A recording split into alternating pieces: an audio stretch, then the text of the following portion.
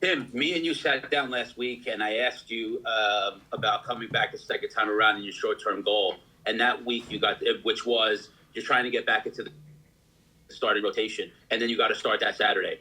Can you talk a little bit about what you're looking forward to the rest of the way? Obviously, keeping the spot, and then something else, I would say.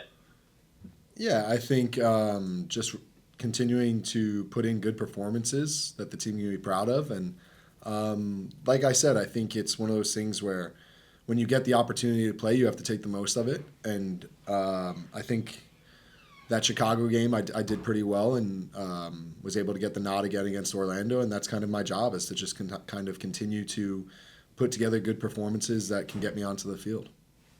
Next, we go to Dan. Well, first, Tim, personally, welcome back. It's good to see you back on the club. Talk about this big rivalry against DC United. And, obviously you had to inform some of the new guys about it, like Choupo-Moting. Has anyone ever asked you about the rivalry between DC and the Red Bulls? Yeah, thank you. Yeah, I mean, we talked about it obviously this week, just that it's a rivalry game for us and that it's a big time opportunity as well at home to host the first rivalry game. So for us, Chupo did ask the questions about it. And yeah, I mean, we have to explain it a little bit, but for him, once he hears the world rivalry, then it's kind of like a step up. He gets excited, and as we all should be. It's a good opportunity for us to at home get points and take advantage of this rivalry game. Next, go to Luca.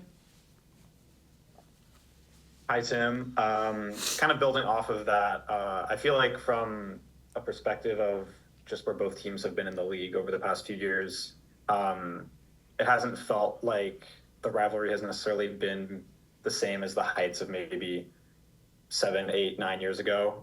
So just curious maybe about, the intensity you guys bring to this game, and just curious if, it'll feel different this time around. Yeah, I mean, I can't speak for the last couple years, obviously, in terms of how the Red Bull and DC rivalry have gone. But I mean, when I was here previously, I mean, it was a game that we took very seriously. It's like we said, it's a rivalry game for us, and the two teams have been around for a long time. A lot of MLS legends have played on both teams, so it's important for us to, like I said, at home, to take advantage of these kind of games. Next, go to Mark. Tim, can you talk about what's been different for you with the club the second time around? Maybe things that have been the same, obviously a new coach, new teammates, but what's the vibe like this time around? Yeah, it's definitely a little bit different. I'm a little bit older. Definitely one of the more seasoned, experienced guys in the locker room. So as to my first time around with Red Bull, I had older guys to look up to. So there comes a lot of experience that I can give to others, advice that I can give to others. There's going to be calming moments that I can try to present to others as well when things aren't going our way, and then there's going to be encouragement when things are. So I think my role as a player and as a leader and as an older guy in this locker room, I don't like to say an older guy in this league, but just in this locker room specifically, it's important. Next, we go to Dan.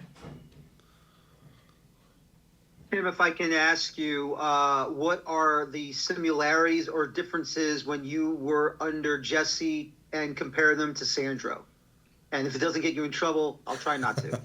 No, I mean, I think they both have like a fiery intensity. I think Jesse was well known for being very public and animated, and Sandro can be as well. But Sandro has things that he likes to see in certain sequences, in certain times. So when things aren't going exactly how he really likes them to go, then we're going to know it. And I think that's a good, honest, direct approach. And I think that kind of gives us a little bit of clarity in terms of players that are, like we said already, we have a young locker room. So guys know what's expected of them when they come into the game or when we bring younger guys up for training as well.